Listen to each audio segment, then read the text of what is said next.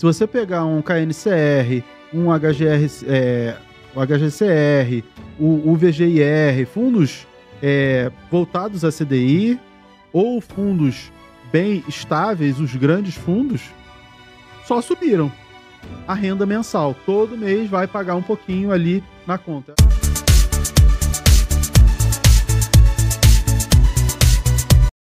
Hoje, para aproveitar a oportunidade, eu montei semanas atrás com os meus alunos, carteira de fundo imobiliário, e botei mais tijolo, 70% tijolo e 30% papel, para também pegar esse movimento de valorização das cotas e aumento dos dividendos. Naturalmente, os fundos de tijolo, eles pagam menos dividendo. Por que que eles pagam menos dividendo?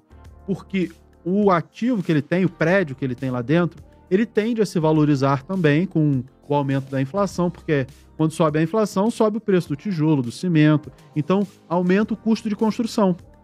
Uma vez que aumenta o custo de construção, aquele prédio que está pronto lá, o preço dele também aumenta, porque se o novo vai custar mais caro, o usado vai custar também um pouco mais caro do que ele custava antes. Não vai custar o preço do novo, mas ele também vai ficando um pouquinho mais caro. Então, ao longo do tempo, a gente espera nos imóveis alguma valorização, nem que seja para acompanhar a inflação. Eu tenho vários fundos que não desvalorizaram, que andaram de lado nessas quedas. O ALZR, o HGLG, o VGIR, que eu falei, tem vários fundos de papel. XPMOL já recuperou muita coisa também. E aí eu tô pensando assim, beleza, esses de qualidade que não caíram, até onde vale a pena eu manter ou vender um pouco para comprar fundos mais arriscados, por conta do dividendo, porque muita coisa caiu bastante. O que é o filé mignon dos fundos imobiliários? Shopping, logístico, lajes comerciais e os recebíveis, que é a renda fixa imobiliária, né? Os recebíveis. E aí você pode pegar essas 4 classes e montar uma carteira. Essas 3, metade da carteira, os recebíveis a outra metade. Ou agora, como está muito barato, 70% da carteira nesses 3 setores e 30% nos de recebíveis. Dá para montar uma carteira super tranquila. Ah, Miriam, mas eu não sei o que eu escolho. Se você pegar os 3 maiores de cada um desses setores, vão ser os melhores?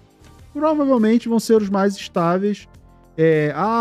Vai fazer a melhor carteira de todas?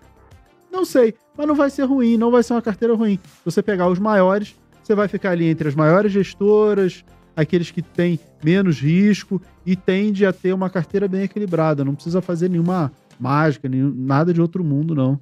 Você acha que o cara que está montando a sua carteira de tijolo, ele pode colocar um percentual igual para shopping, lajes e galpões? Ou você acha que um desses 3 setores tem que ter um pouco mais ou um pouco menos? Não, acho que pode ter um percentual igual, não precisa ter nada maior exposição. Até porque, assim, laje apanhou muito.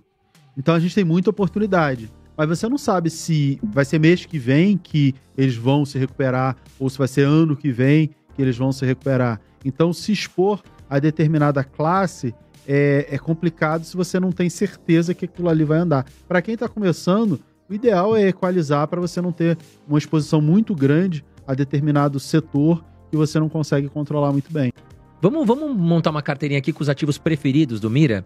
Em shopping, lajes... quais são os ativos preferidos aí do Mira? Eu recomendei recentemente 4 ativos, fiz uma carteira com R$50 para que qualquer investidor iniciante consiga investir.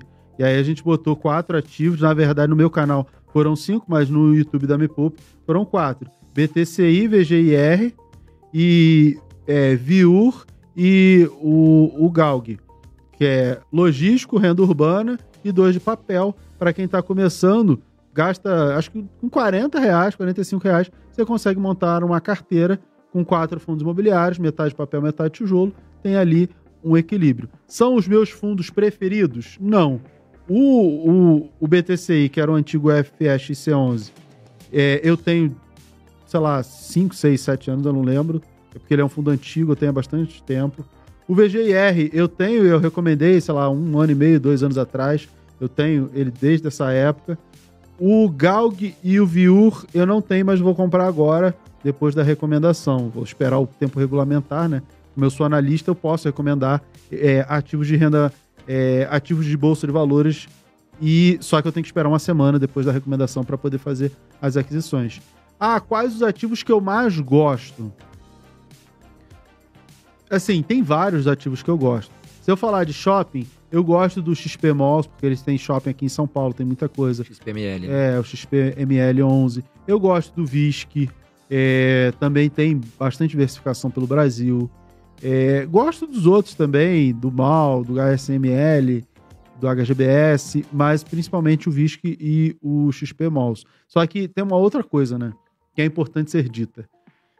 Não é porque eu gosto que eu compro. Eu só compro quando eu acho que tá barato.